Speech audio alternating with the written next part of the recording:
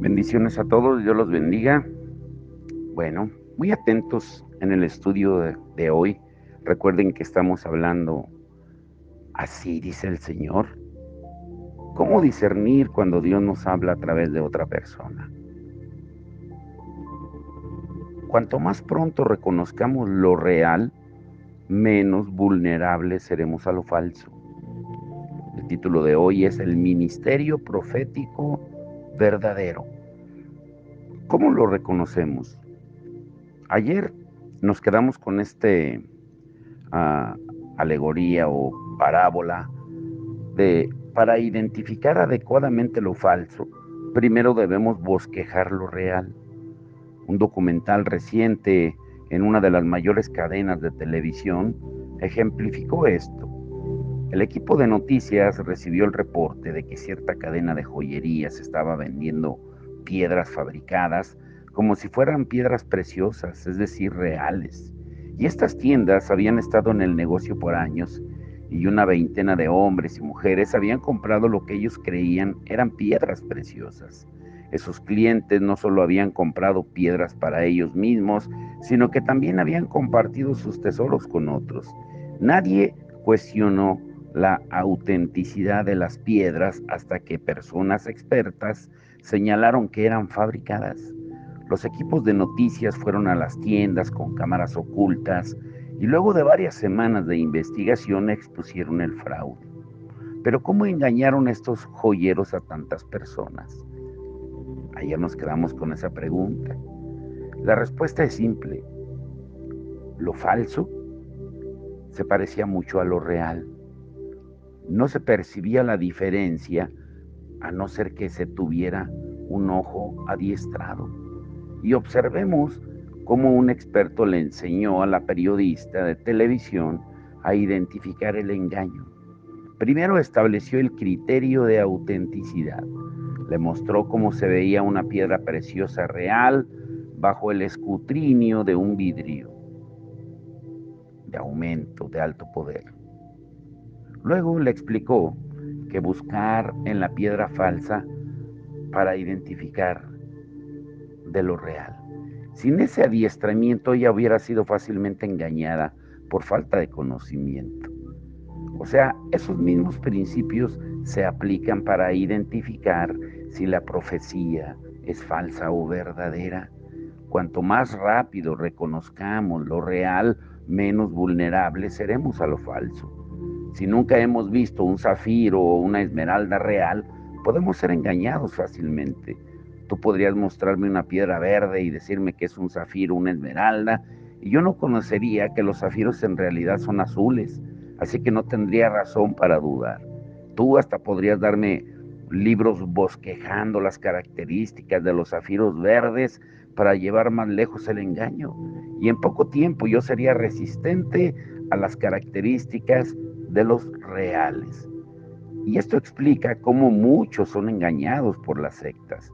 A la inversa, si sé que los zafiros son azules, pues inmediatamente rechazaría los de otro color. Cualquiera que fuera falso, por lo menos tendría que parecerse a un zafiro. Pero aún así yo podría caer presa de cualquier joyero astuto con una buena imitación, como muchas de las que fueron extraídas de las joyerías en el documental de la televisión. Pero, ¿qué sucedería si yo estuviera adiestrado? Pues entonces sería casi imposible engañarme aún con la mejor imitación. Por eso nos fue dicho en 2 de Timoteo 3:16, toda la escritura es inspirada por Dios y útil para enseñar, para reprender, para corregir y para instruir en justicia. Encontramos nuestro adiestramiento y guías necesarios en la palabra de Dios. Cuanto más diestros nos convertimos en las escrituras, más evidente y clara es la delineación entre lo verdadero y lo falso, entre lo correcto y lo incorrecto. La palabra es nuestra salvaguarda contra el engaño, pero con mucha frecuencia somos como los clientes de esa joyería, quienes gastaron su dinero en costosas imitaciones. Tenemos solo un conocimiento superficial de lo genuino. Carecemos de la sabiduría para separar lo precioso de lo que no tiene valor. Los ojos sin adiestramiento pueden fácilmente confundir la imitación con lo auténtico. Una profecía falsa con frecuencia parece real por comenzar con un "así dice el Señor", seguida por la compasión por las heridas pasadas y el pronunciamiento de las bendiciones que te van a venir. Y entonces ya estás atrapado. Tenemos que entender, número uno, la definición de un profeta. La primera mención de la palabra profeta en las Escrituras es una referencia a Abraham y la encontramos en Génesis 27. Dios advirtió a Abimelech: ahora pues devuelve la mujer a su marido porque es profeta. Cuando pensamos en Abraham, la primera descripción que nos viene a la mente no es la de un profeta. No pensamos de él como tal porque no lo vemos prediciendo eventos futuros, pero Dios lo vio como un profeta.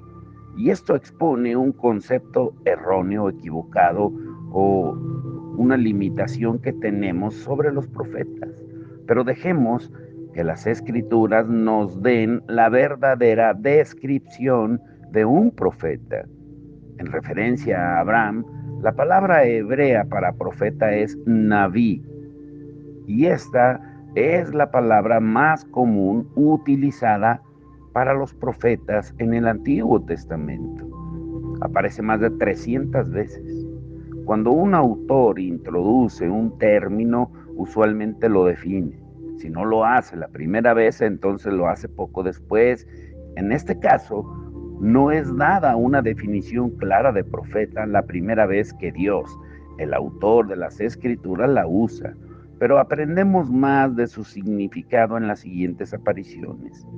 La segunda mención de Naví en las Escrituras nos da una visión general de su significado.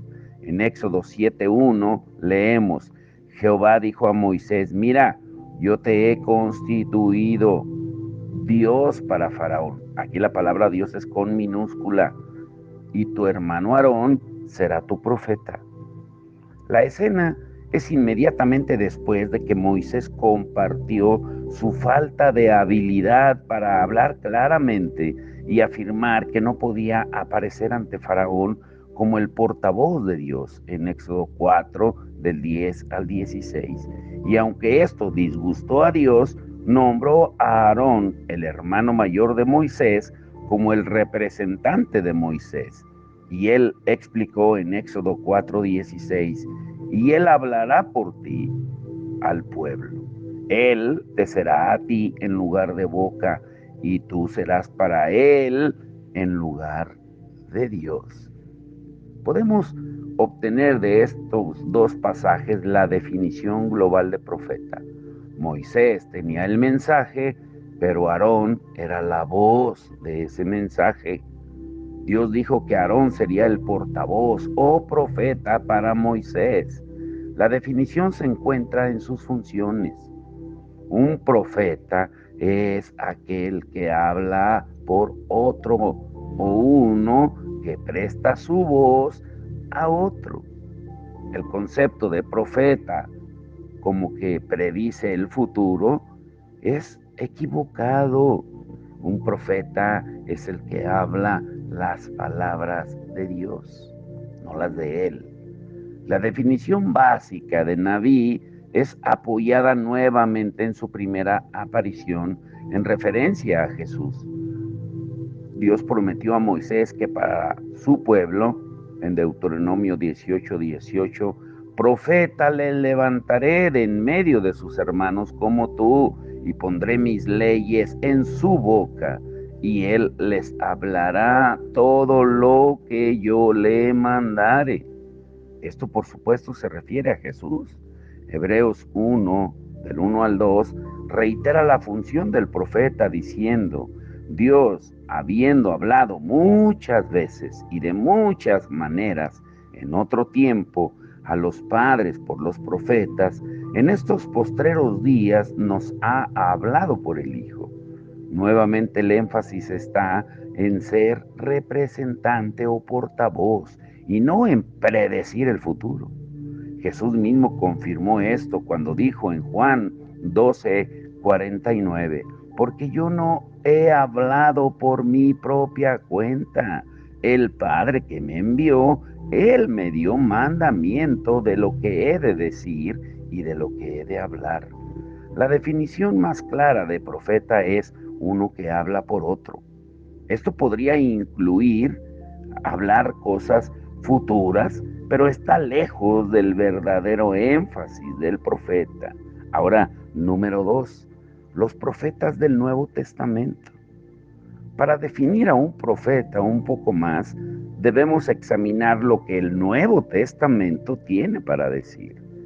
Las Escrituras registran que cuando Jesús resucitó de la muerte, Él estableció dones u oficios con el propósito de construir y fortalecer a su iglesia. Efesios 4:11 al 13 dice, y Él mismo, Jesús, constituyó a unos apóstoles, a otros profetas, a otros evangelistas, a otros pastores y maestros, a fin de perfeccionar a los santos para la obra del ministerio, para la edificación del cuerpo de Cristo, hasta que todos lleguemos a la unidad de la fe y del conocimiento del Hijo de Dios, a un varón perfecto, a la medida de la estatura de la plenitud de Cristo. Notemos que Jesús es el que nombra estos oficios. Una persona no elige ocuparlos. Es el llamado de Dios y debe venir a través de su nombramiento. Por eso, notemos que estos oficios no son dados hasta que el cuerpo de Cristo llega a la unidad de la fe y del conocimiento de Jesucristo. Esto todavía tiene que suceder y no concluye con el paso de los apóstoles y profetas que aparecen en el Nuevo Testamento. Por lo tanto, el oficio de profeta todavía está vigente y es muy necesario. Y aunque hoy muchos no estarían de acuerdo con esto, es importante enfatizar que los apóstoles o profetas actuales ya no escriben o agregan algo a las escrituras. El libro de Apocalipsis nos advierte que si alguno agrega algo a las palabras de las escrituras, Dios traerá plagas sobre su vida. Y si alguien saca algo de las palabras de la Biblia, Dios quitará su parte del libro de la vida, en Apocalipsis 22, 18 al 19. Por lo tanto, cualquier cosa hablada ahora no debe contradecir en ninguna forma lo establecido en las Escrituras. Tal como Pablo dijo, si alguno os predica diferente evangelio del que habéis recibido, sea anatema, maldito. Gálatas 1:9. Pero hoy en día, ¿qué es lo que escuchamos en las redes sociales, en las iglesias, mega iglesias que están llenas de gente? Escuchamos lo que la gente quiere oír. Predicaciones motivacionales. Y así dice el Señor, serás prosperado, serás bendecido. Y todo se habla de prosperidad y de éxito, pero no de pecado ni de arrepentimiento. Por otro lado, también Pedro nos exhorta. En Primera de Pedro 4:11, ¿te sientes llamado a predicar? Predica entonces como si Dios mismo hablara a través de ti. Un profeta es el que tiene un mensaje de Dios para su iglesia. Como ejemplo, miremos a los mensajeros de un rey. Un monarca se comunica directamente con su pueblo a través de sus mensajeros designados. Es importante que los mensajeros comuniquen en forma apropiada no solo las palabras del rey, sino también su corazón. El mensajero debe comunicar el mensaje como si el mismo rey lo estuviera haciendo. Aunque el mensaje del profeta no debe contradecir las escrituras, a veces puede traer uno que no esté confirmado por un capítulo y versículo, y este mensaje puede ser una palabra genuina de Dios. Un buen ejemplo de esto es la palabra que Ágabo le dio a la iglesia en Antioquía acerca de la gran hambre que vendría sobre la tierra, en Hechos 11, 27 al 28. O su advertencia a Pablo de que lo atarían y lo entregarían en las manos de los gentiles, en Hechos 21, 10 al 11. Y es en estas áreas donde el engaño entra fácilmente en escena. Un falso profeta puede dar un mensaje individual o colectivo cuya autenticidad no puede ser confirmada por las escrituras. Con frecuencia este mensaje viene de su propia inspiración o, escuchen esto, de espíritus familiares. Si no son confrontados estos mensajes o palabras proféticas, pueden corromper al pueblo de Dios y hacerlos inútiles. Lean Jeremías 23, 16. Yo sé que se quedaron con la duda, ¿un espíritu familiar? ¿Qué es eso? Después lo estudiaremos. Pero examinemos lo que las escrituras revelan acerca del ministerio profético de estos postreros días. Elías el profeta. Malaquías 4, 5 al 6 dice: He aquí que yo envío el profeta Elías antes que venga el día de Jehová, grande y terrible. Él hará volver el corazón de los padres hacia los hijos y el corazón de los hijos hacia los padres. No sea que yo venga y hiera la tierra con maldición. La segunda venida de Cristo es el gran día de la ira del Señor. Jesús dijo que en ese día, cuando Él regresara, en Mateo 24, 30, lamentarán todas las tribus de la tierra y verán al Hijo del Hombre viniendo sobre las nubes del cielo con poder y gran gloria. Y será un día terrible para aquellos que no lo aman y obedecen. Juan, el apóstol, recibió una visión de ese día y describió cómo ellos se escondieron en las cuevas y entre las peñas de los montes y decían a los montes y a las peñas: caed sobre nosotros y escondernos del rostro de aquel que está sentado sobre el trono y de la ira del Cordero, porque el gran día de su ira ha llegado. ¿Y quién podrá sostenerse en pie? Apocalipsis 6, 15 al 17. Antes que este día llegue, Dios enviaría a Elías el profeta. Este Elías que va a venir no es el Elías de Primera y Segunda de Reyes, volviendo a la tierra. El texto no se está refiriendo a un hombre histórico, ni está limitado solamente a un hombre. Más bien esto describe el verdadero significado de Elías. Para explicarlo, la palabra Elías viene de dos palabras hebreas, el y ya.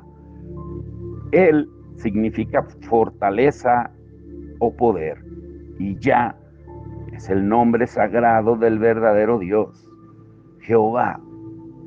Al unirlas tenemos el poder o fortaleza de Jehová, el Dios verdadero. Así que lo que Malaquías está diciendo es que antes del día del Señor, Dios enviaría un ministerio profético en la fortaleza y poder del único y verdadero Dios. Y previo a la primera venida de Jesús, el ángel Gabriel se le apareció a Zacarías, el padre de Juan el Bautista, y describió el llamado que había sobre la vida de su hijo.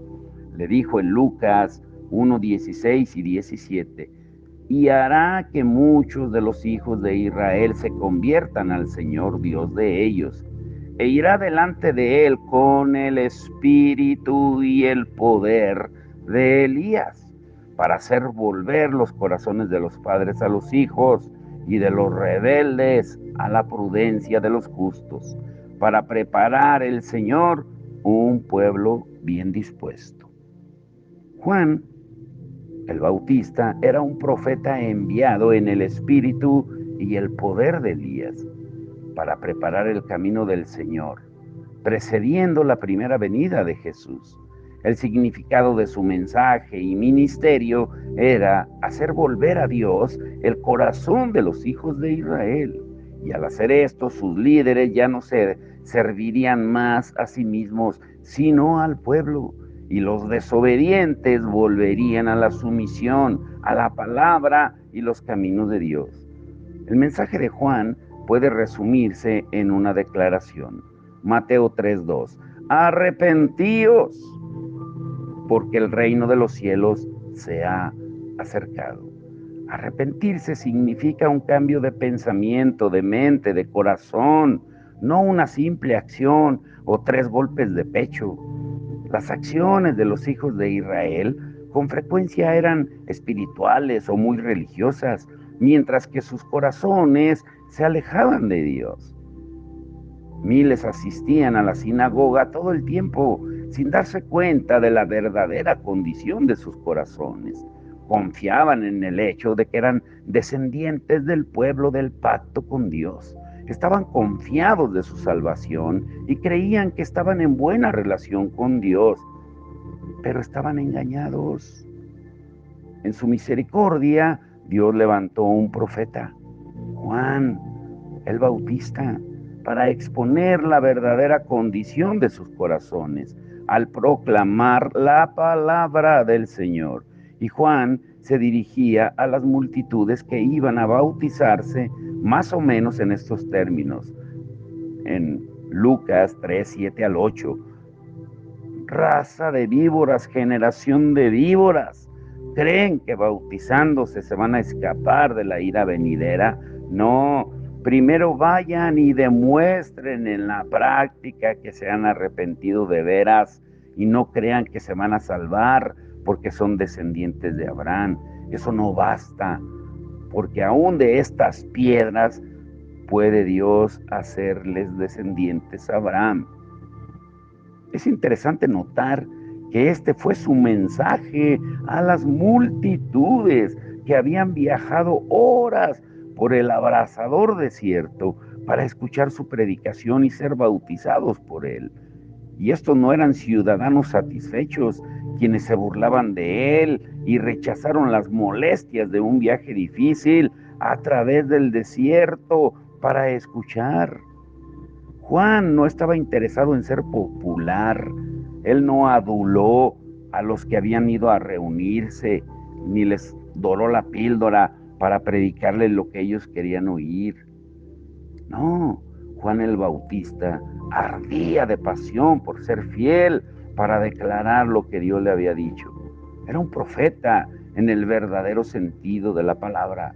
Esto es muy diferente de lo que experimentamos en el ministerio hoy en día. Ahora, último punto, la unción de Elías en la actualidad. Escucha bien esto, te quiero dejar con esto. Este estudio tiene 2 partes. Mañana veremos la parte 2 del ministerio profético verdadero. No lo podemos concluir en un solo estudio. Juan el Bautista cumplió las profecías de Elías. Hay otras como las de Isaías 40, 3-4, Malaquías 3:1, precediendo a la primera venida de Jesús. Sin embargo, Malaquías profetizó que esa unción sería enviada precediendo al gran y terrible día del Señor, su segunda venida. Y esto significa que hay 2 clases diferentes de cumplimiento de la profecía. Jesús habló de esos 2 cumplimientos a 3 de sus discípulos. Jesús llevó a Pedro, Jacobo y Juan a un monte alto y ahí se transfiguró delante de ellos. Su rostro resplandeció como el sol y sus vestiduras se hicieron blancas y radiantes. Moisés y Elías aparecieron y conversaron con Jesús mientras él estaba hablando. Una nube de luz los cubrió y Dios habló diciendo: este es mi Hijo amado en quien tengo complacencia. A él oíd. Y el temor de Dios abrumó a los discípulos y cayeron sobre sus rostros. Cuando miraron, estaban solos con Jesús. Ahora era muy claro para ellos que Jesús era el Mesías tan esperado. Sin embargo, esto los confundió. Ellos habían escuchado a los escribas enseñar del libro de Malaquías que Elías vendría antes de que el Señor lo hiciera. Le preguntaron a Jesús acerca de esto y cuál fue la respuesta de Jesús en Mateo 17, 11 al 13. A la verdad, Elías viene primero y restaurará todas las cosas, mas os digo que Elías ya vino y no le conocieron, sino que hicieron con él todo lo que quisieron. Así también el Hijo del Hombre padecerá de ellos. Entonces los discípulos comprendieron que les había hablado de Juan el Bautista. Jesús habló de dos Elías separados. Primero del Elías que está viniendo, tiempo futuro, y esto podría no haber sido una referencia a Juan, ya que a esa altura Juan ya había sido decapitado y muerto. En Mateo 14 del 1 al 12. Luego Jesús habló del Elías que ya había venido, tiempo pasado, al cual claramente él identificó como Juan el Bautista. Precediendo al retorno de Jesús, Dios nuevamente levantará un profeta ungido. Sin embargo, esta vez el manto no descansará sobre un solo hombre, sino colectivamente sobre un grupo de profetas. Efesios 4, 7 al 11, Apocalipsis 22, 8 al 9. Estos profetas Elías proclamarán un mensaje similar al de Juan el Bautista, porque él será el tipo y precursor de estos profetas de los últimos días. Ellos buscarán a las ovejas perdidas o engañadas en la iglesia, así como también harán volver a aquellos que se han ido ofendidos. Muchos de los engañados aún ahora asisten a la iglesia y sienten que están listos para el regreso de Jesús, igual que las multitudes en los tiempos de Juan el Bautista. Se conforman asistiendo a sus iglesias con la habilidad de hablar en lenguas o la fluidez de otros dones. Se sienten seguros de que Dios está obligado a aceptarlos porque un día oraron la oración del pecador y aunque todavía no se han sometido al señorío de Jesús, se sienten salvos y solo obedecen cuando les conviene o no entran en conflicto con la palabra con su agenda. Si la obediencia al Maestro, a Jesucristo, interfiere con sus placeres, pues en forma despreocupada ignoran su liderazgo, clamando: es que la gracia de Dios me cubre, y todo es por gracia, salvo, siempre salvo. Y pueden creer que están justificados como si tuvieran licencia para pecar, pero ¿lo están? Podrían ser la iglesia tibia, tal vez, que Jesús confronta en Apocalipsis, quien encuentra la confianza en una falsa gracia, como dice Apocalipsis 3, 14 al 22. Pero desafortunadamente, esta condición se propaga mucho más por los falsos profetas y maestros, quienes les dicen que están en la relación correcta con Dios. Los mensajes tibios han producido una multitud de convertidos durante las últimas décadas, pero hay muchos quienes verdaderamente aman y temen a Dios, aunque pueden haber crecido un poco débiles, parecen ser la minoría y no pueden entender dónde está la verdadera palabra del Señor que penetrará el corazón de la iglesia y nuevamente la hará íntegra. El mensaje de estos profetas Elías fortalecerá a aquellos que han perseverado en obediencia en una iglesia afligida. Sus palabras traerán nuevamente claridad a los propósitos de Dios para los tiempos finales de la iglesia. Mañana examinaremos más de cerca el mensaje de un verdadero profeta y por qué es tan desesperadamente necesario, necesitado hoy en día. Solo te dejo con esto. Decirle a la gente lo que quiere oír, a expensas de lo que necesita oír, debilita a la iglesia. Te lo diré de nuevo. Decirle a la gente lo que quiere oír a expensas de lo que necesita oír, debilita a la iglesia. Mañana lo entenderemos un poco más. Padre, en el nombre de Jesús, te damos toda la gloria y la honra. Qué mensaje tan oportuno, Señor, tú nos estás dando. Porque lo estamos viendo cuando vemos las redes sociales, cuando escuchamos solo palabras livianas de éxito, de prosperidad hacia la gente, en lugar de confrontarlos con su pecado, con su arrepentimiento, con que se den cuenta de que si llegan a morir, ¿a dónde irán? No se habla de la vida eterna, sino de una vida cómoda, pidiendo éxito y prosperidad en el mundo, pidiendo de que les des todo lo que quieren, pero no lo que necesitan.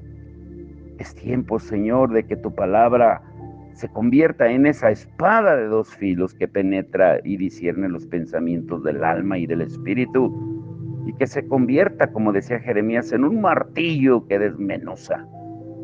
Es necesario, Señor, que seamos confrontados, pero que de verdad entendamos cuando tú hablas, que nos demos cuenta cuando tú estás hablando, porque hoy en día hay una insaciable hambre por la palabra profética del Señor, porque los creyentes en las iglesias están ansiosos por recibir palabras del Señor y compartirlas, pero solamente palabras que los hagan sentir bien, pero que no los confronten con su corazón podrido, Señor. Ayúdanos a entenderlo, es fuerte, Señor. Pero con mucha frecuencia los profetas modernos están y corren a través de nuestras iglesias, dando palabras como adivinos. Pero es realmente Dios quien está hablando. Que podamos discernirlo a través de estos estudios de tu palabra, Señor, y estar preparados, arrepentidos, con un corazón contrito y humillado a ti, Señor. Te damos toda la gloria y la honra en el nombre de Jesús. Amén y amén.